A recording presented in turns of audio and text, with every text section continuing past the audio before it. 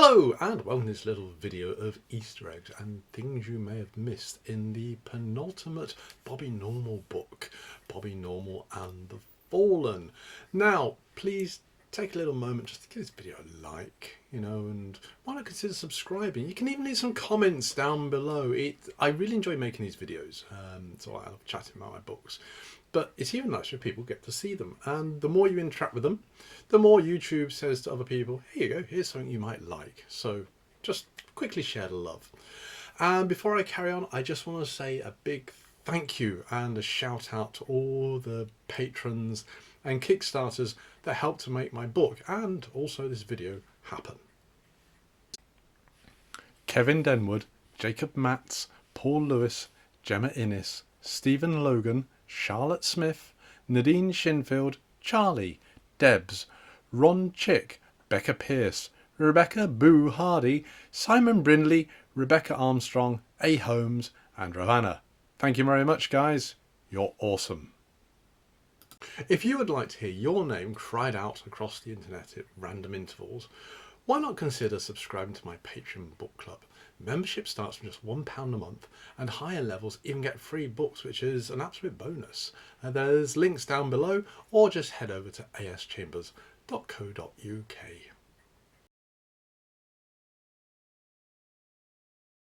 Number 1. Fire. Now, at the start of Bobby Normal and the Fallen, we have Bobby contemplating the use and abuse of fire.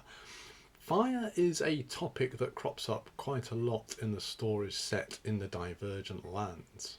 Oh, okay, so why is that then? Well, buddy, it's because fire is a double-edged sword. It can be used to fight the constructs, as we saw not only in Bobby Normal and the Virtuous Man, but also in the 3 dragon short stories which I had in my little anthologies. However, it can just as easily turn around and bite the hand of the user. Don't forget that in some occasions when Kanor appears to Sam in his dreamy type states, he has a burned hand. So old Dark and Brooding has suffered from that elemental force at first hand.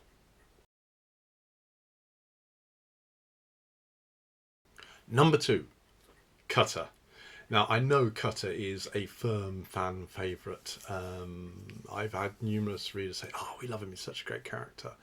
And I'm trying to imagine what their emotions are, considering the revelation at the end of Bobby Normal and the Children of Cain that he was actually a shadow wraith.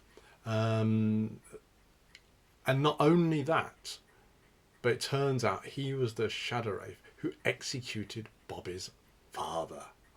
Gasp. Imagine the complex emotions now bubbling away under our young hero. It's got to be overwhelming. And not only that, now Cutter reveals that he was created by Kanor, whereas the other wraiths were created by Asmodeus.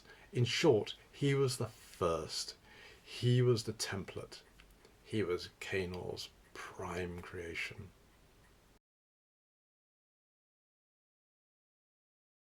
Number 3, the Man of Virtue. Right, so Claw and Cutter argue here about the existence of the virtuous man.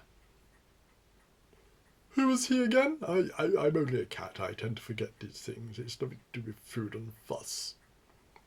Okay, so the Man of Virtue was prophesied to slay the black dragon Kanor. If you remember from the Sam Spillucci books, there are these various prophecies which keep cropping up, normally to do with the Divergent Lands and the rise of Kanor.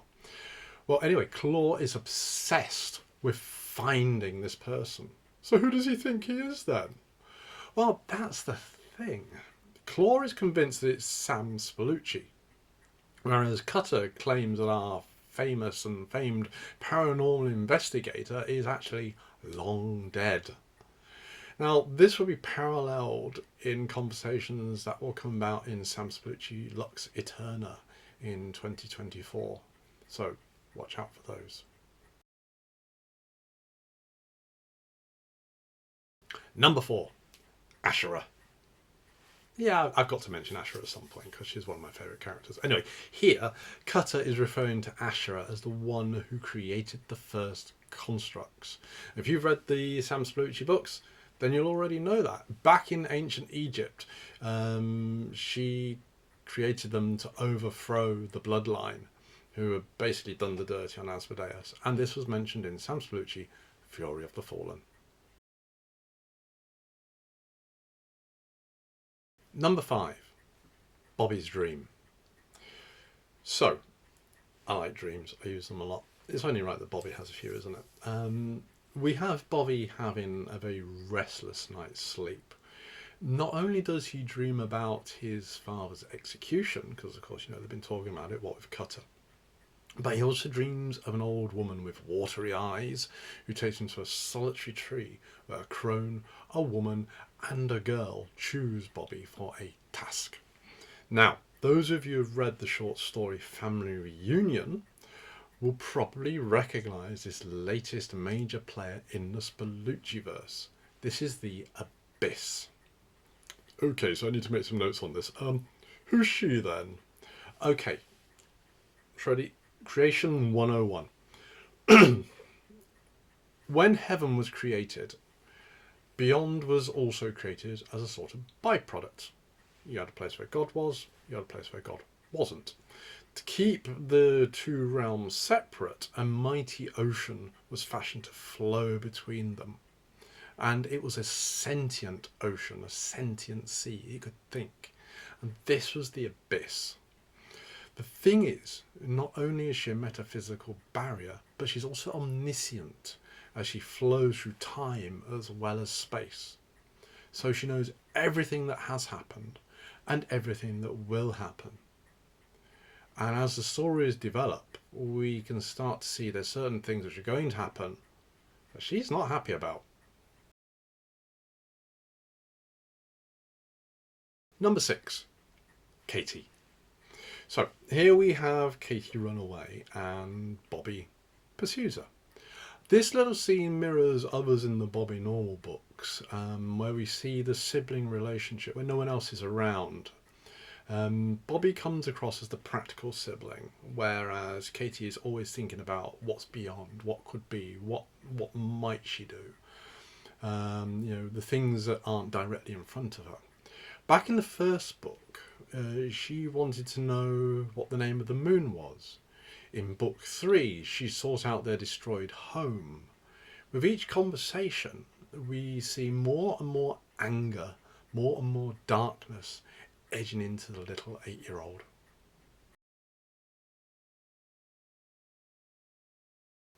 Number 7, enter Asherah.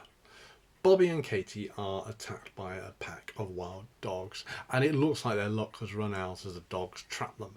However, a mysterious woman enters the clearing and blasts away at the dogs with these great big pulses of, powerful blasts of water from her hands. Whoa, pretty badass. She is indeed, she is. And Katie's first reaction is, oh, can you teach me to do that?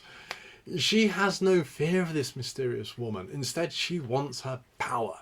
And then Asherah calls her the cutest little button. Those of you who have read Fury of the Fallen should recognise that, because it's exactly what she calls Grace when she meets Grace for the first time. Then Claw appears, and he and obviously Asherah argue mainly about Sam. This is their big bone of contention. Ash says how the children of Cain jerked his chain this way and that, whereas she was honest with him. She then goes on to confirm what Cutter said, that the Sam is dead. He died on the day that Abaddon fought Lucifer in All Saints, and the day that the devices were detonated in Israel. Wait? What now? Oh, spoilers, little furry one. More hints on that later in Lux Eterna next year. But the big reveal for these nuggets will be in Fallen Angel. Number 8, the Damascus Accord. Okay, so as Bobby and Claw travel, the vampire tells the boy about the past. During this, he mentions of the Damascus Accord. Now, this and the build up to it has been mentioned numerous times in the background in the first 6 Sam Spallucci books. You'll see Sam watching news items on television or reading news articles in the paper about troubles and hostilities in the Middle East and in Israel.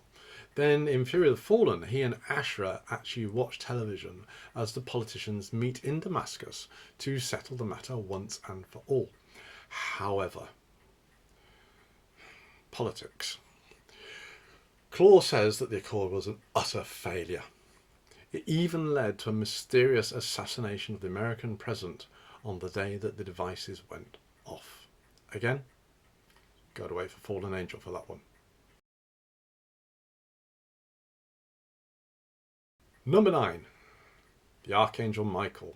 Oh, now this little section has the potential for so many spoilers. So, for example, Claw refers to the Archangel saying that they first met many years ago and didn't hit it off. This is a scene from the as yet unpublished Fallen Angel yet again. So I won't say too much about that because, you know, spoilers. But what we do see is that things have gone very sour for the former general of God's army.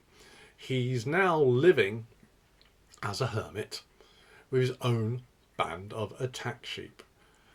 Talking of which, number 10, Morris. Okay, so you should recognise that name. If you've seen the video about pillaging pirates and read the little short story, it's mentioned there. Spliff says that Morris is a good name for a sheep, and it does indeed turn out to be the name of the sheep in the short story. Wondering why Michael chose that name as well? Well, you're just going to have to wait for Lux Eterna. All will be revealed then. Number 11. Michael has met Sam Spallucci. Whilst he's preparing the food, Michael obviously chats to Bobby, who's helping him, and he reveals that he's met Sam twice before. The first time was actually at the funeral of Sam's mother. And the second was when something very unusual happened at All Saints Church in Wellington. Now, the question is, who was he? Obviously, Shadows of Lancaster's out there, so you might want to nip back, have a little rummage, so you can work it out. Who was he posing as? Any thoughts? Leave a comment down below. I'd love to see your theories. Number 12, Megiddo. Or is it Megiddo? I can never remember how to pronounce it. Oh. Anyway, Claw and Michael quarrel over the fact that Michael does not want to get involved. You know, he's happy being his hermit with Morris and all the sheep. The vampire raises the events of the Battle of Megiddo, where the angels beat back the constructs eventually. But Michael says that the price was just too high. He says that something awful happened to the Archangel Gabriel.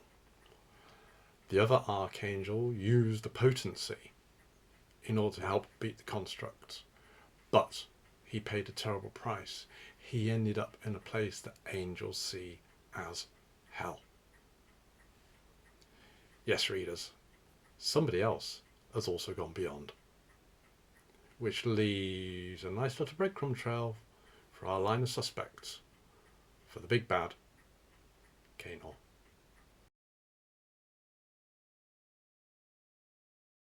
Number 13. Bobby has yet another dream. Yeah, poor lad's not getting much sleep recently, is he? Okay, so before they head off to Sewell to go and get Katie back from Ashra, Bobby has this really vivid nightmare. And there are a number of things of note here.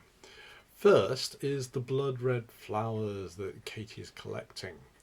They're not named here, but they will appear quite prominently in Fallen Angel. They're called Abaddon's blood, and are flowers that start to appear all round the world after Abaddon and Lucifer fight in All Saints.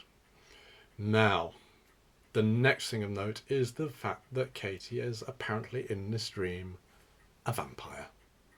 That way, serious spoilers lie. So much I want to say. All I want to say is just go back and reread Bobby Normal and the Eternal Talisman. Specifically that little scene where you've got Bobby and Katie lying up and looking at the moon. Okay? Number 14. Michael's suspicions about the identity of Kanor.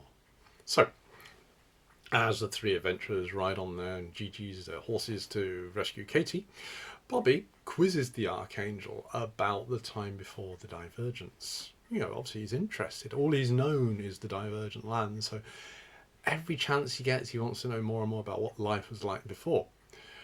As Michael answers the questions, it becomes apparent that he thinks he knows who Kanor actually is.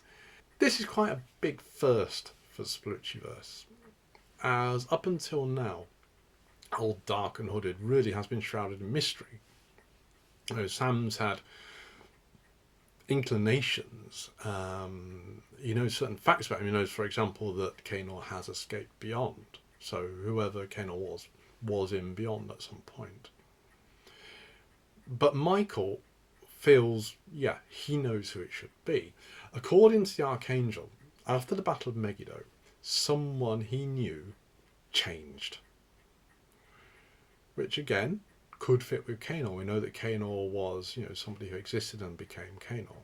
He wasn't born, it's like a little hooded cowl or whatever. That'd be very weird. Anyway, what's more, Michael says that this person had changed once before. Any ideas as to who it might be? Again, comments down below would be great. Number 15, Sewell.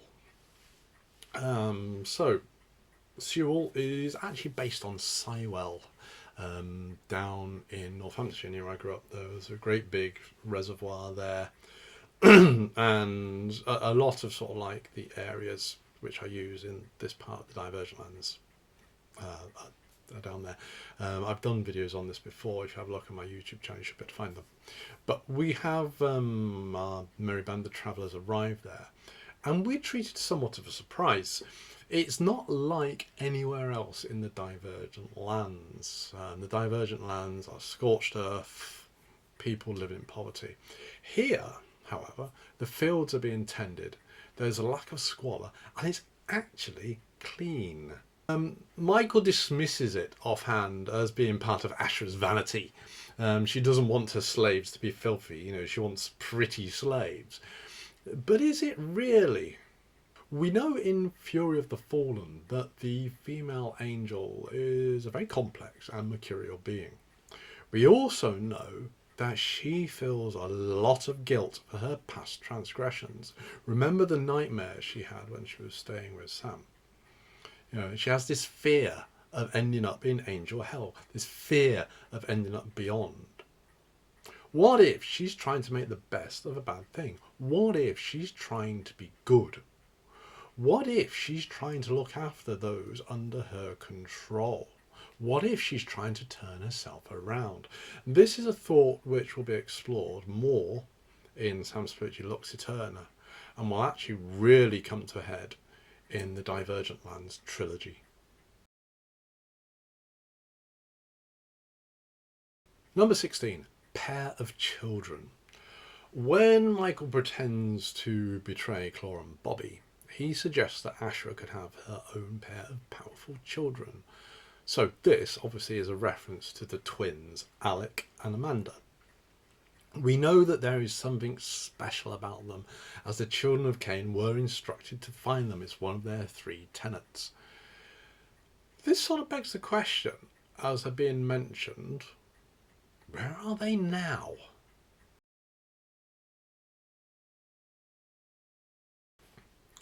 Number 17, Katie's anger. So, after our wonderful heroes gallantly rescue the little 8-year-old, they hit a rather serious hitch. Katie did not want to be rescued. No. No.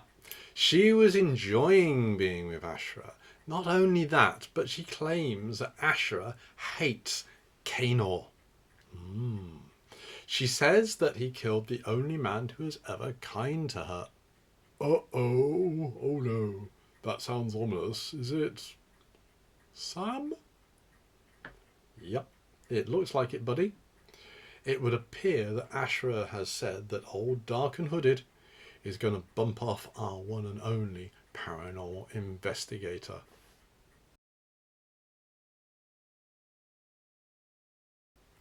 Number 18, Ashra's warning. When Bobby returns Katie to the fallen angel, Ashra says that Kanor is obsessed with him. That's not the sort of thing you really want in life, is it? Let's face it, the bringer of apocalypse, constantly stalking you on post-apocalyptic Facebook or whatever. She says that the bringer of the divergence talks about him constantly. So yeah, quite unsettling for our little hero, and something which will be addressed in Bobby Normal and the Black Dragon. And finally, number 19, the mission the Abyss gives to Bobby. So, the story ends with Bobby reaching this solitary tree from his dream. There stands the Abyss in a threefold form, and she has a message for him. She wants him to save Sam Spallucci. Wow, this is such a doozy on which to finish the book. Although I have to say, I've just finished writing Bobby Normal and the Black Dragon. That goes up to number 11. But that's the next book. Anyway, so this is a great way to finish the book. It leaves us asking numerous questions. What has happened to Sam? Has Kanor killed him? If Kanor did kill Sam, when did it happen? In our timeline when we're reading the Sam Spallucci books, does it happen during those? Does it happen later? We don't know at the moment. But perhaps more importantly, if the Abyss wants Bobby to save Sam, how will she expect him to fulfill her wishes? Anyway, that's all for now. I hope you like those. Again, please, quick like and subscribe. All details, as usual, over at aschambers.co.uk. All the links are down below. Have a great day. I'll see you again soon. Bye-bye now.